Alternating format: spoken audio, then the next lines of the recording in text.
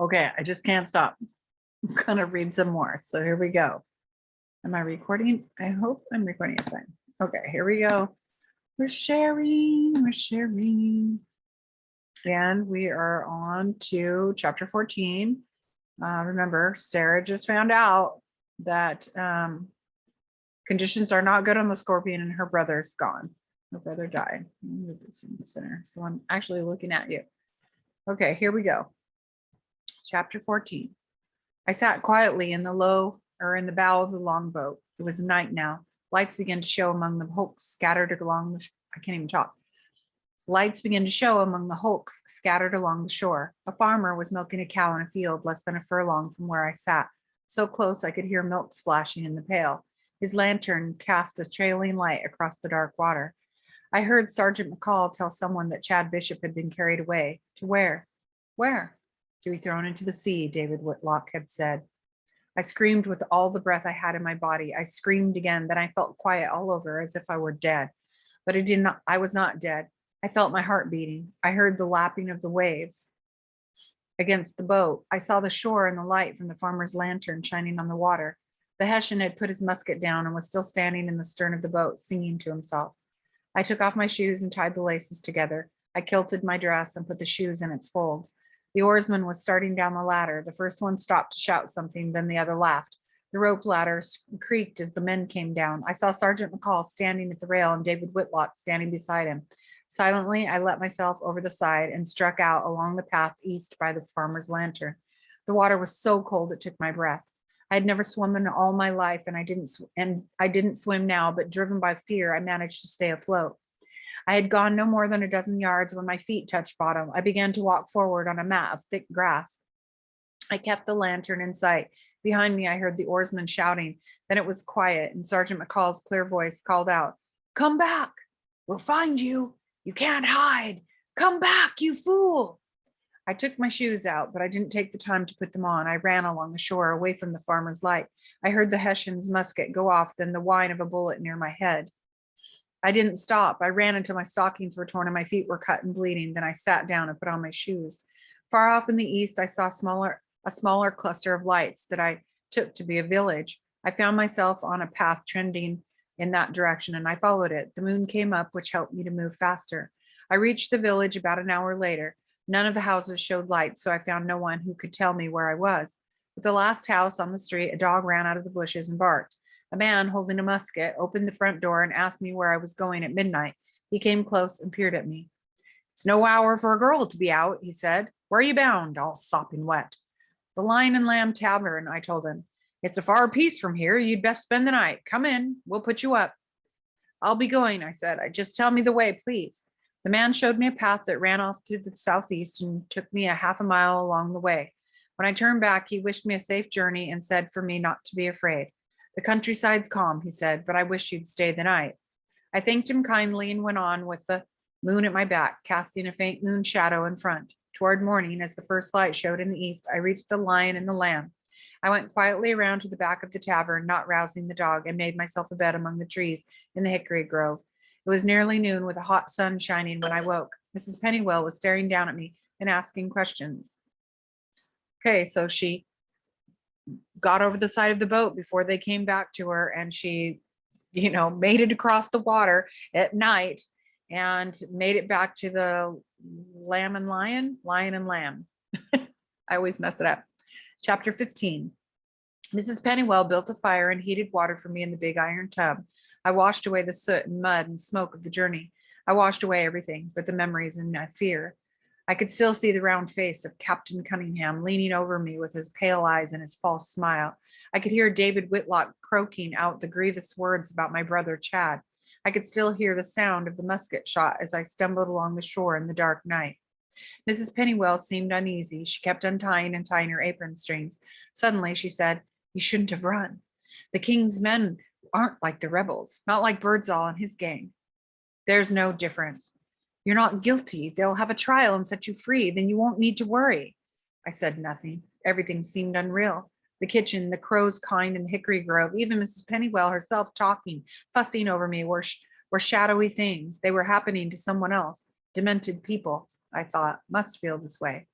I feared Captain Cunningham, yet fear was only a small part of everything. It was the anger that I felt most, anger at the war that had caused Chad's death and my father's, anger at the rebels and the king's men alike, and at all the needless killing. Mr. Pennywell came out. He disagreed with his wife. What if they have the trial and find Sarah guilty? He asked her. What then? She didn't answer. Best that we hide her, Mr. Pennywell said. We have a safe place in the cellar. It's hidden many a king's man before. Maybe they won't come looking, his wife said. I felt that she wished me away.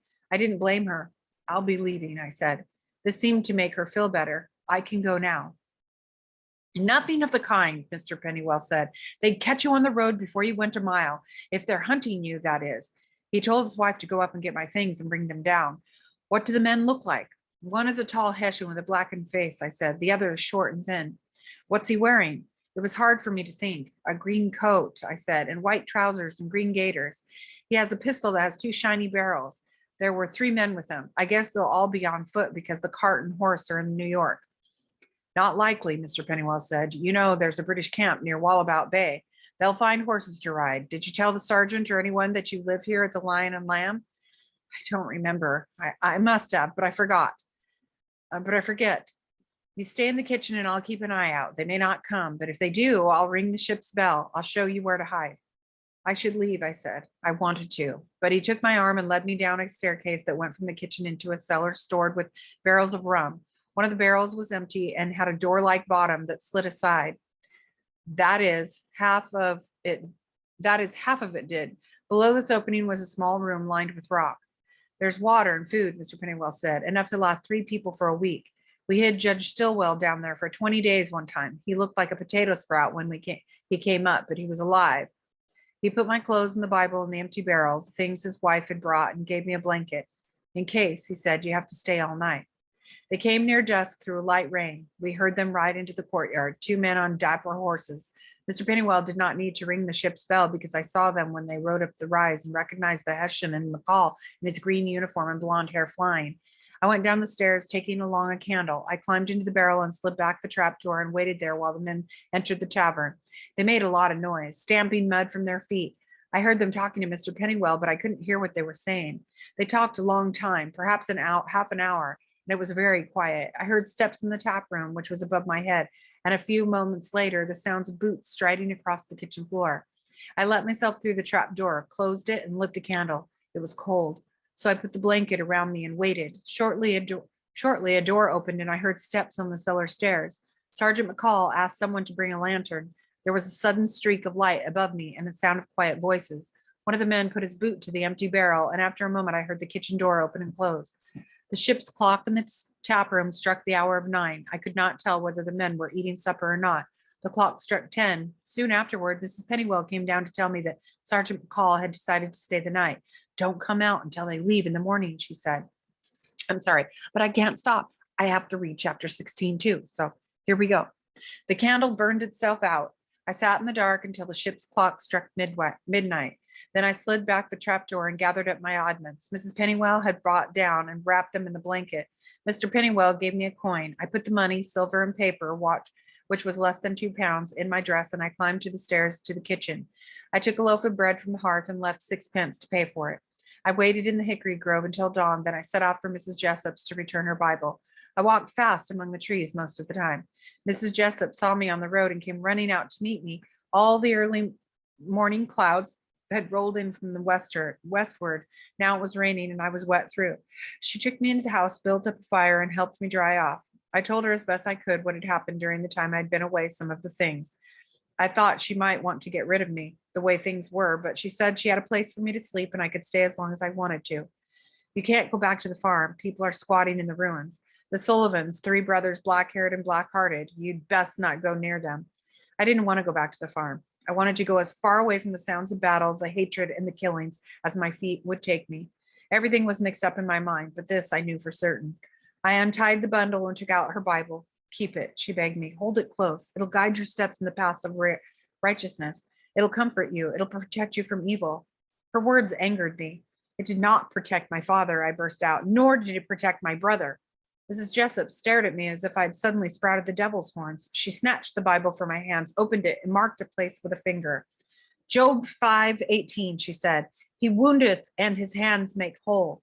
I am not whole. I am sick and alone. Mrs. Jessup frowned, but went on. Job 5:17. Behold, happy is the man whom God correcteth.